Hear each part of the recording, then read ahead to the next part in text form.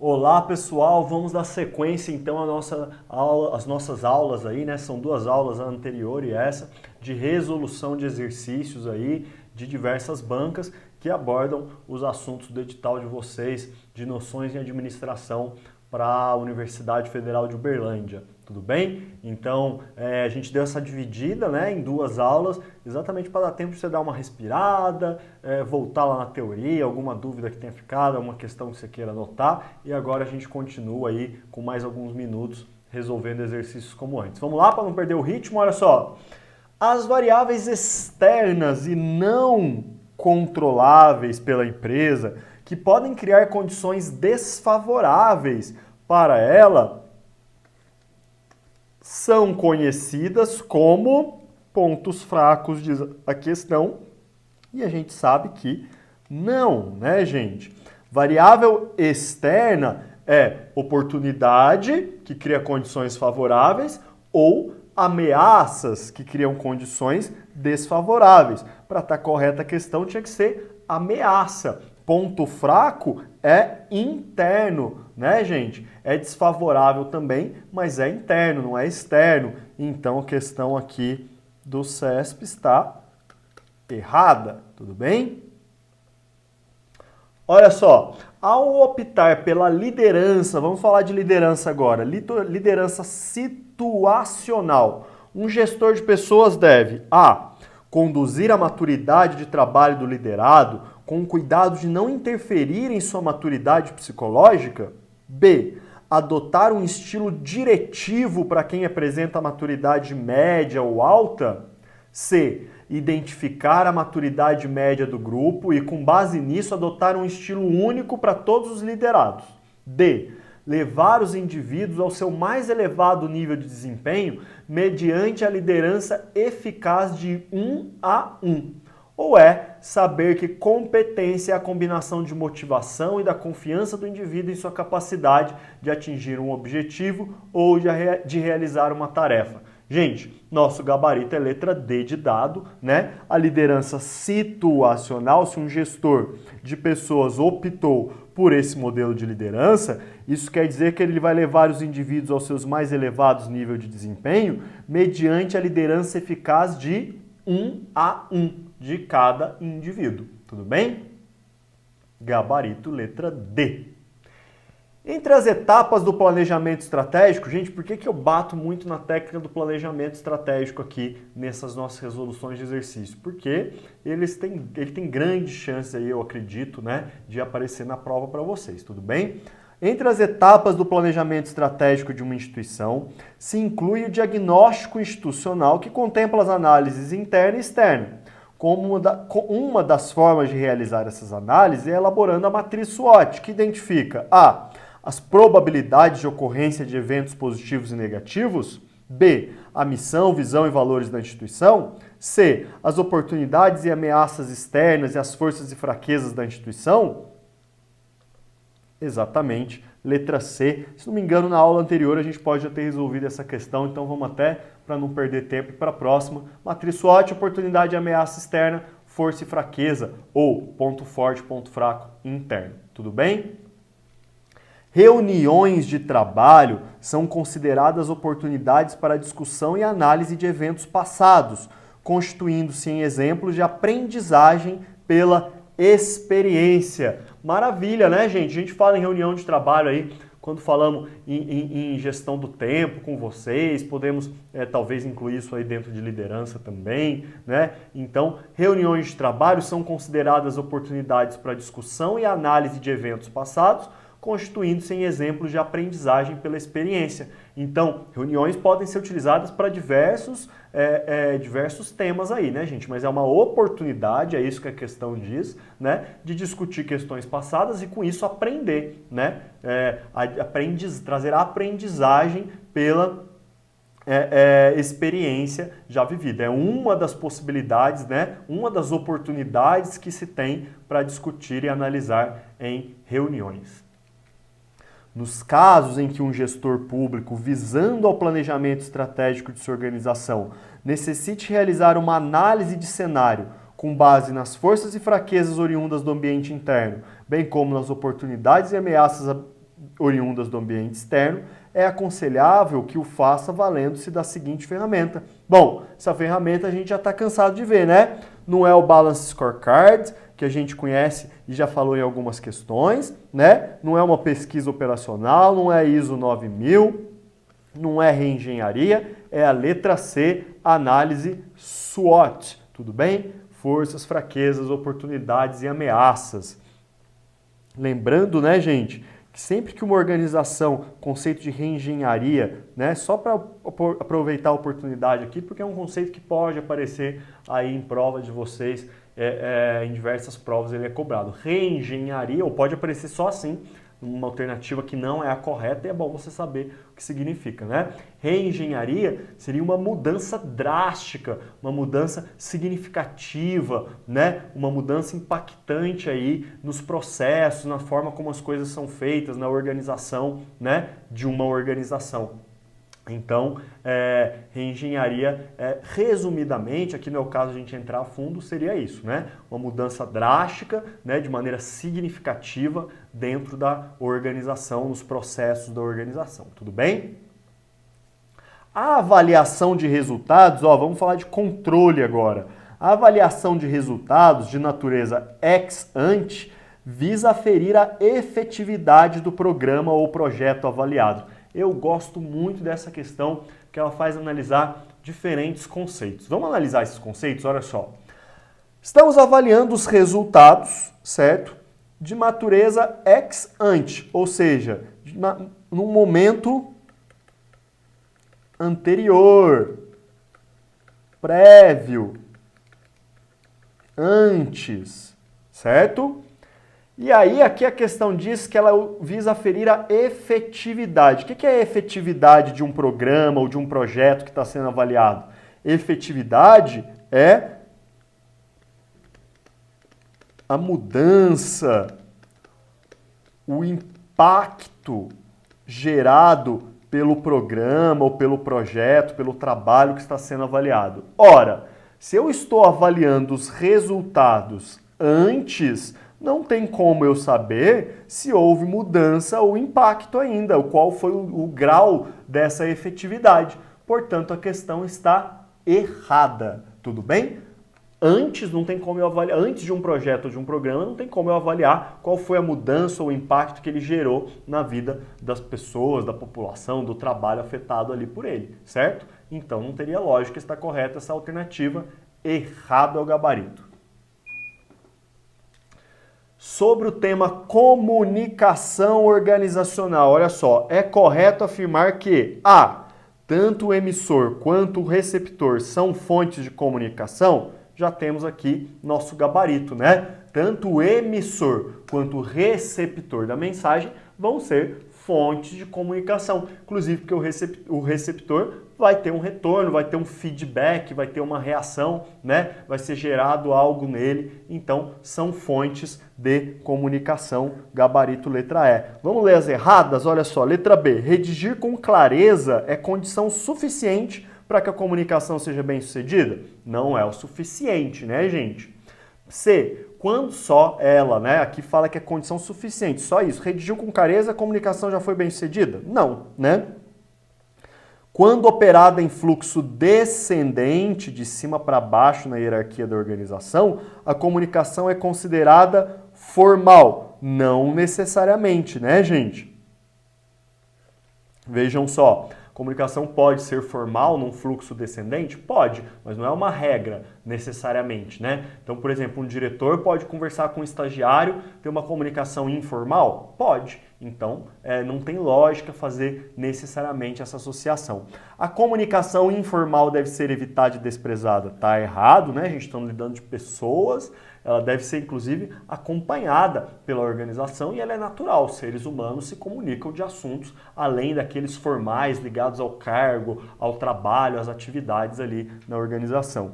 O uso do melhor canal disponível elimina a ocorrência de ruídos? De maneira alguma, né, gente? Os ruídos podem ocorrer, o uso do melhor canal disponível pode até colaborar aí para que hajam menos ruídos, mas não necessariamente não há garantia de que ele elimina os ruídos, tudo bem? Outros fatores podem gerar ruídos. Então, nosso gabarito, letra A.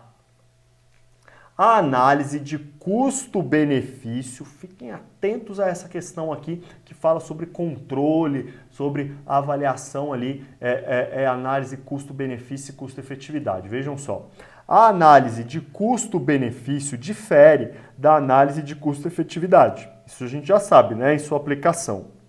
Uma vez que a primeira, ou seja, que ele está falando da... Opa, passei mais aqui. Eita. Está falando da custo-benefício, a primeira, certo? É utilizada quando os resultados são dificilmente monetizáveis. E a segunda ele está falando da custo-efetividade, destina-se a valorizar tanto os custos como os resultados em termos monetários. Tá errado, né, gente? Exatamente porque ele troca as palavras aqui. Para ficar correta, aqui tinha que estar segunda e aqui tinha que estar primeira. Ele inverteu os conceitos aí da análise custo-benefício e da análise custo-efetividade, né? A análise custo-benefício, ela vai valorizar tanto os custos como os resultados em termos monetários, tudo bem? Já a análise custo-efetividade, ela é utilizada quando são dificilmente os resultados, né, são dificilmente monetizáveis, tudo bem? Levando em consideração o uso de controles e indicadores de produtividade em um programa de educação, o percentual de crianças matriculadas e a avaliação da qualidade por meio de exames nacionais são, respectivamente, exemplos de... E aí temos aqui combinações de eficácia, eficiência, efetividade nas respostas. Olha só, resumidamente, eficiência, utilizar os recursos disponíveis da melhor forma possível, ou fazer o máximo possível com os recursos que eu tenho disponíveis. Eficácia, cumprir o objetivo, entregar aquilo que tem que ser entregue, alcançar o objetivo, né? Fazer o que deve ser feito, aquilo com que se comprometeu, né? Efetividade, gerar impacto, mudança na vida daqueles que são atingidos pelo trabalho, pelo programa, pelo projeto que está sendo analisado, né? Mudança preferencialmente para melhor, né, gente? Se fosse para pior, não precisava de administração pública, apesar que às vezes tem uns deslizes que dão umas pioradas aí, né? Mas a ideia não é essa. Então vamos voltar aqui, olha só. E aí aqui no exemplo a gente tem um caso de indicadores de produtividade, é um programa de educação, mas podia ser qualquer assunto. Vocês estão fazendo prova para uma instituição de educação, né? A Universidade Federal de Uberlândia, então é interessante a gente ver isso. Olha só. O percentual de crianças matriculadas, vejam só, quantas crianças foram lá e se matricularam nesse programa de fato? Que foi lá e fez o que tinha que ser feito, se matricularam no programa. Estamos falando da eficácia. Então já estamos entre letra A e letra E. A avaliação da qualidade por meio de exames nacionais. Gente, a qualidade por meio de exames desse programa de educação vai ser a mudança, o impacto gerado na vida dessas pessoas. Então estamos medindo aí a efetividade. Gabarito, letra E. Eficácia, o percentual de crianças matriculadas, e efetividade, a avaliação da qualidade por meio de exames. A questão pediu aí respectivamente, então a gente tem que seguir a ordem. Primeiro aqui, segundo aqui, segundo aqui. Fiquem sempre atentos ao respectivamente aí nas questões também, tá bom? No âmbito da administração pública, o conceito de efetividade refere-se aos impactos de determinada ação ou política pública. Maravilha! Impacto, mudança, melhoria de fato na vida das pessoas, como os exemplos que eu já dei aí para vocês nas nossas aulas teóricas sobre controle, indicadores de desempenho, né? Liderança é definida como a influência exercida por aqueles que possuem autoridade formal na organização. Gente, a autoridade formal é aquela que o cargo dá, né? Aquela de ser chefe. X é chefe de Y, o diretor que é chefe do gerente, né? O gerente que é chefe do analista ali. Essa é a autoridade formal. Aqui está dizendo que liderança é exatamente a influência que essa autoridade formal dá para os líderes. E tá errado dizer isso, né? É ótimo que alguém que tem autoridade formal, que seja ali, né, numa posição hierárquica mais alta, seja um bom líder. Na verdade, é um requisito muito importante para se ocupar isso. Mas são duas coisas para se ocupar um cargo de chefia. Mas são duas coisas diferentes, uma não está ligada na outra. Na prática, tem chefes que não são líderes, não são bons líderes, não têm capacidade de boa liderança, e tem pessoas que não estão ocupando cargos de chefia, mas são bons líderes, né? Lembrando que liderança é algo que pode ser sim desenvolvido, treinado, aprendido, praticado nas pessoas. Tudo bem, gente? Então, gabarito errado. Lembre-se, liderança, autoridade formal ou chefia é diferente de liderança. Mas é óbvio que é muito bem-vindo um chefe, alguém com autoridade formal, que seja também um bom líder. Perfeito, né? Ele tem o poder formal ali e ainda consegue influenciar as pessoas como um bom líder no sentido de alcançar os objetivos da organização sempre. Os indicadores de produtividade, tanto no âmbito da administração privada quanto no da administração pública, devem respeitar certos atributos gerais em sua concepção. A esse respeito, assinale a alternativa que corresponde ao atributo de economia. Olha só. A. Garantia de que é gerada em rotinas de processo e permanece ao longo do tempo. B. Garantia de que não deve ser gasto tempo demais pesquisando dados ou aguardando novos métodos de coleta. C. Facilidade para a identificação da origem dos dados, seu registro e manutenção. D. Facilidade de acesso para a coleta, estando disponível a tempo para as pessoas certas e sem distorções. Ou é garantia de que realmente funciona na prática e permite a tomada de decisões gerenciais. Olha só, gente, estamos falando aqui do atributo que os indicadores de produtividade devem ter, o atributo de economia. É a garantia de que não deve ser gasto tempo demais pesquisando dados ou aguardando novos métodos de coleta. Pode aparecer esse atributo de economia para vocês também, gente, como é a questão de que não deve ser gasto para desenvolver esses indicadores mais do que eles trarão de retorno, tudo bem? Então fiquem atentos a essas possibilidades que estão corretas, tá bom?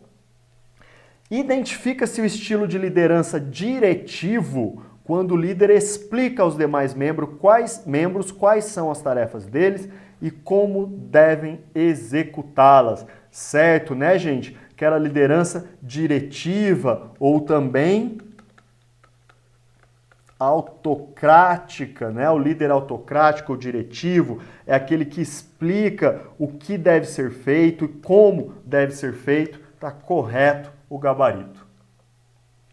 A capacidade de liderar é importante não apenas em estadistas, dirigentes de religiões, mas também em treinadores, comandantes militares, professores e administradores em geral.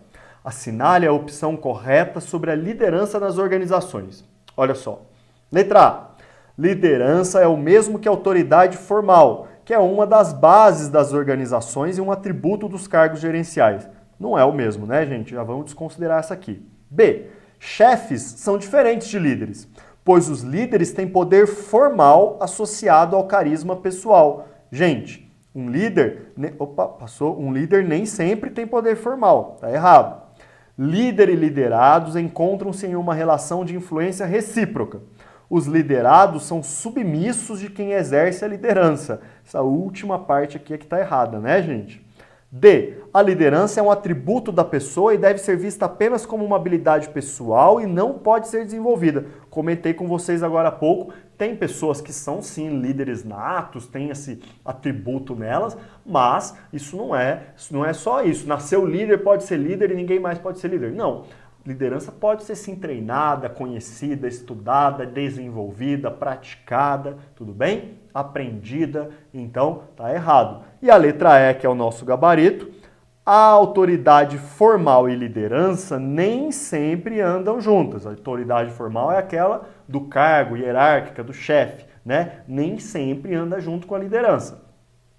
A pessoa que ocupa uma posição de autoridade formal pode não ter liderança informal sobre seus colaboradores. Gabarito letra E.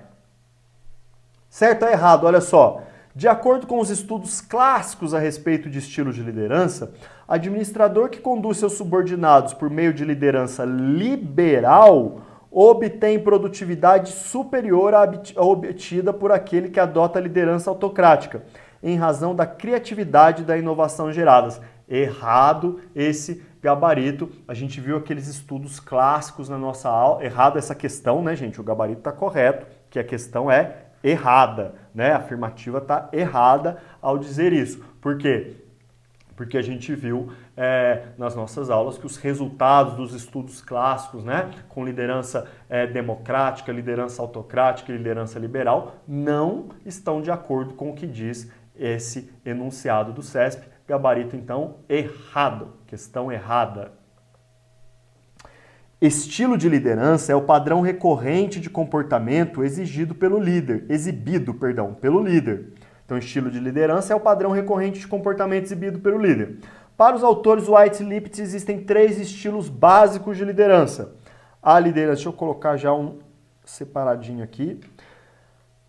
A liderança autocrática, a liderança liberal e a liderança democrática. Representam a participação dos líderes. E aí depois a gente tem que marcar a opção que relaciona corretamente o estilo de liderança, a participação do líder. Vai estar no próximo slide, então a gente tem que relacionar esses números com essas letras. Vamos lá? Olha só.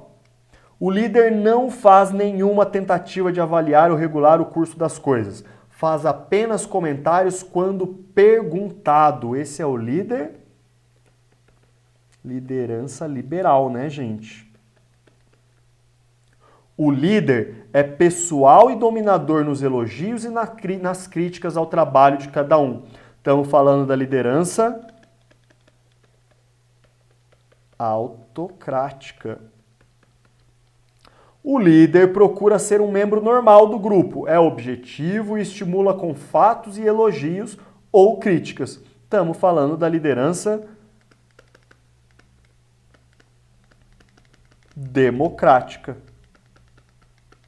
E aí a gente faz essa associação para encontrar o gabarito letra C, tudo bem? Liderança autocrática, 1 vai ser aqui no B, o 2, liderança liberal, vai ser aqui no A, e o C vai ser aqui com 3, a liderança democrática. Os indicadores de produtividade devem respeitar certos atributos para a aplicação correta, aqueles atributos desejáveis para os indicadores, né, gente? Nesse sentido, um determinado indicador ineficaz, ou seja, que não capte as etapas mais significativas de um processo, desobedece qual atributo? A. Representatividade. B. Adaptabilidade. C. Rastreabilidade. D. Disponibilidade. Ou é praticidade? Gente, um indicador de desempenho, de produtividade que não capta as etapas mais significativas de um processo, ou seja, não representa de fato as etapas, não representa de fato o que acontece naquele processo, é um indicador que não tem representatividade. Gabarito letra A. Tudo bem? O excesso de mensagens, estamos falando de comunicação organizacional agora. O excesso de mensagens enviadas aos destinatários e o uso de linguagem rebuscada por parte do emissor tendem a provocar ruídos no processo de comunicação organizacional. Maravilha, né, gente? Quando se usa uma linguagem muito técnica, muito rebuscada, que quem está recebendo a mensagem vai ter dificuldade em entender aquilo, ou quando existe um excesso de informação, muita informação, quem está recebendo não consegue, não tem tempo, não dá para processar, né? E isso gera os chamados ruídos, né? Que atrapalham o processo de comunicação nas organizações, por isso está correto o gabarito. Um dos obstáculos à comunicação no processo organizacional é a avaliação prematura da mensagem pelo receptor. Maravilha, ó! Estrelinha, coração, que essa daqui a gente tem que levar para a vida. Tá muito certa. Não avaliar prematuramente, sendo receptor, né? Não avaliar prematuramente a mensagem que está vindo de quem emite a mensagem, gente. Vejam só. Aguardar a mensagem ser totalmente transmitida, né? Não avaliar prematuramente, não avaliar antes, né? Esperar que o outro termine a sua ideia, termine o seu raciocínio, não ter preconceitos em relação ao assunto ou em relação ao próprio emissor da ideia, ou seja, ouvir até o fim, não avaliar antes, não avaliar prematuramente. Por quê? Se você avalia prematuramente a mensagem, isso serve para a prova de concurso e serve para a vida pessoal e profissional. Se você avalia prematuramente a mensagem, né, você como receptor avalia prematuramente a mensagem, você está criando um obstáculo à comunicação aí no processo organizacional. Então o gabarito é correto. Olha que legal essa questão. Karen, técnica judiciária, trabalha no setor de telefonia do Tribunal Regional do Trabalho e tem entre suas atribuições a atividade de prestação de informações acerca da tramitação de processos no tribunal. Então a Karen trabalha lá no tribunal e ela tem que dar informações sobre a tramitação dos processos no tribunal. Karen é muito atenciosa e criteriosa e se excede ao dar os esclarecimentos. Opa, volta para cá. Se excede ao dar os esclarecimentos solicitados. Ela explica várias vezes o mesmo assunto para que o cliente possa entender bem a sua resposta.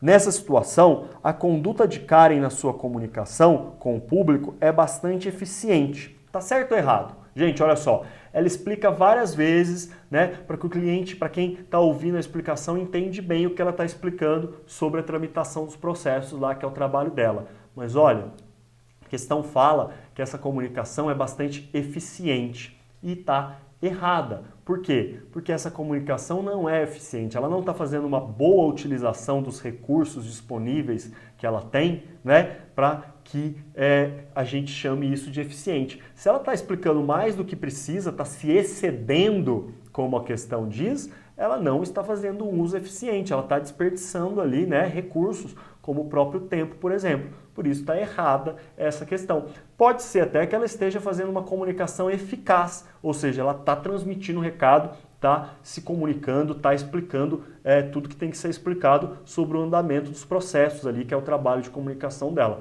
Mas não é eficiente, ela não está fazendo uma boa utilização dos recursos que ela tem disponíveis, por isso está errado a questão.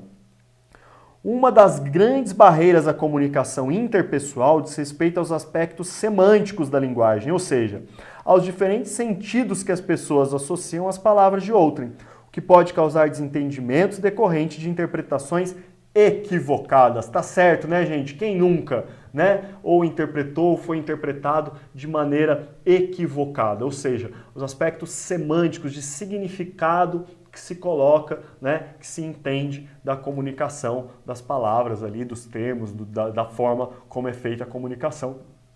Correto o gabarito. No processo de comunicação, a percepção e interpretação por parte do receptor do significado da mensagem recebida é denominada A, codificação, B, feedback positivo, C, decodificação, D, tautologia ou E, resposta. Olha só, gente, a percepção, a interpretação por parte do receptor do significado da mensagem recebida é a decodificação. Tudo bem? Gabarito letra C. A ordem é um exemplo típico de comunicação colateral no processo organizacional. Gente, quem pode dar ordem dentro de uma organização, num processo organizacional? Quem está hierarquicamente acima, né? Quem é o chefe dá ordem para quem está hierarquicamente abaixo. Então vejam só, o chefe está aqui na hierarquia e ele dá uma ordem para quem está hierarquicamente no nível mais baixo. Então é uma comunicação vertical, de cima para baixo, e não uma comunicação colateral, que seria uma comunicação horizontal, ok? Por isso, gabarito errado. A comunicação é capaz de influenciar os indivíduos na busca dos objetivos organizacionais e fazer com que eles se comprometam com a organização. Maravilha, né? É uma das maneiras que a gente deve usar a comunicação aí para influenciar na busca dos objetivos da organização, trazer mais motivação e comprometimento dos indivíduos. Assinale a alternativa que apresenta o tipo de estrutura organizacional que tem por essência a combinação das formas de departamentalização funcional e de produto ou projeto na mesma estrutura organizacional. Olha só, quando a gente faz a combinação daquela estrutura funcional com, que são as das funções, né, das áreas ali, dos departamentos da organização, e também a de projetos ou de produtos, a gente está falando de uma estrutura organizacional matricial, certo? Não é a linha staff, nem horizontalizada, nem verticalizada, nem informal. Gabarito letra D de dado. Olha só, finalmente chegamos nela, uma questãozinha da Universidade Federal de Uberlândia. Está acabando a nossa aula, olha só. Os processos geralmente encontrados em organizações prestadoras de serviços são apresentados na figura abaixo. Ela é a esquematização de uma ferramenta utilizada para documentar, analisar e melhorar procedimentos e processos. Você já sabe essa resposta antes de eu mostrar a figura. Que figura é essa que usa para analisar, documentar, desenhar, mapear, modelar processos? Veio aqui a figura, temos um início, temos uma atividade de receber um pedido, de prestar um serviço. Aqui tem que tomar uma decisão, o cliente está satisfeito? Se não, diagnosticar e corrigir, depois volta. Satisfeito? Sim. Receber pagamento, depois vai para o fim. Isso aqui é o quê? Correto afirmar que a figura é um fluxograma, o desenho aí do fluxo de um processo, gabarito letra C. Com relação ao conhecimento tácito e ao conhecimento explícito, analise as afirmativas a seguir. 1. O conhecimento tácito é simples de ser articulado na linguagem formal. 2. O conhecimento tácito possui natureza intangível e pessoal. 3. Os conhecimentos tácito e explícito são complementares e suas interações proporcionam dinamismo às organizações. Assinale quais são as corretas aí, né, gente? Se é só 1, só 2, só 3, 1 e 2 ou 2 e 3. E o nosso gabarito vai ser letra E. As afirmativas 2 e 3 estão corretas. Conhecimento tácito possui natureza intangível e pessoal. Os conhecimentos tácito e explícitos são complementares e suas interações proporcionam dinamismo às organizações. Está errado dizer que conhecimento tácito é simples de ser articulado na linguagem formal. Tudo bem? A aprendizagem, assinale a única opção incorreta. Olha só, a aprendizagem muda o status do conhecimento de indivíduos ou de organizações. B. Se o conhecimento levar à correção de erros e à solução de problemas, o conhecimento será tido como verdadeiro. Se o conhecimento não for capaz de solucionar problemas, não haverá aprendizagem nem será criado conhecimento. C. É por meio da aprendizagem que se cria conhecimento. D. O conhecimento explícito está relacionado a um contexto específico pessoal e não formalizado. E o conhecimento tácito está relacionado à linguagem codificada.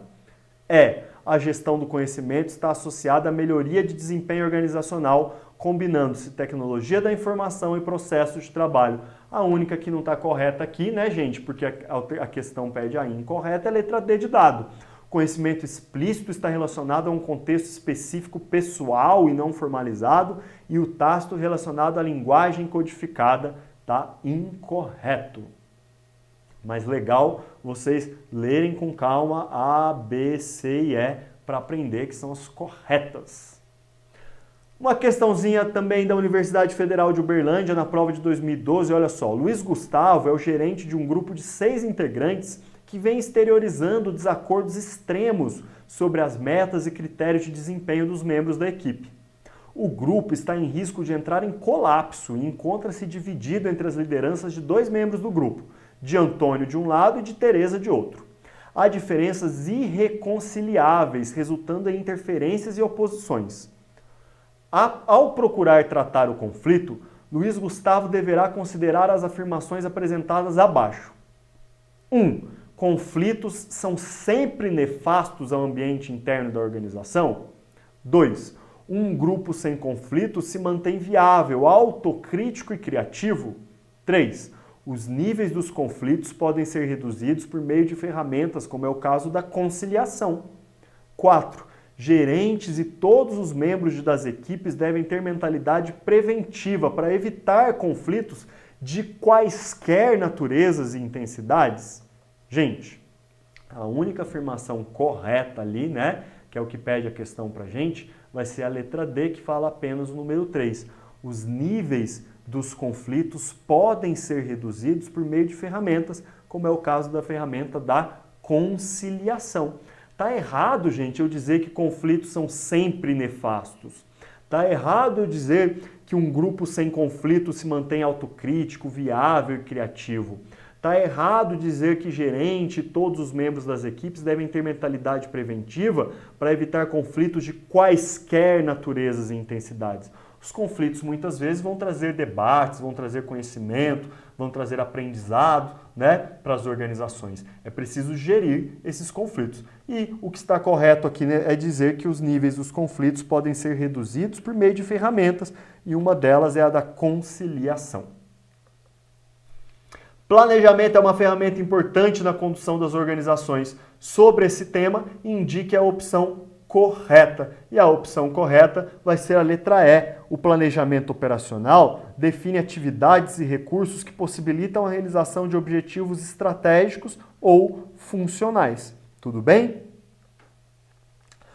No trabalho em equipe, o estilo de liderança democrático, por compartilhar o processo decisório, contribui para o aumento da motivação dos membros da equipe. Maravilha, né? Falamos aí de liderança e de motivação. Aquela liderança democrática compartilha o processo decisório com os membros da equipe. Bom, gente, obrigado e boa prova. Desejo bons estudos, uma excelente prova para vocês. Mais do que isso ainda, muita felicidade e realização pessoal e profissional aí trabalhando como assistentes em administração na Universidade Federal de Uberlândia. Foi uma honra, um prazer estar com vocês aí durante todas essas aulas. Um forte abraço e até uma próxima oportunidade.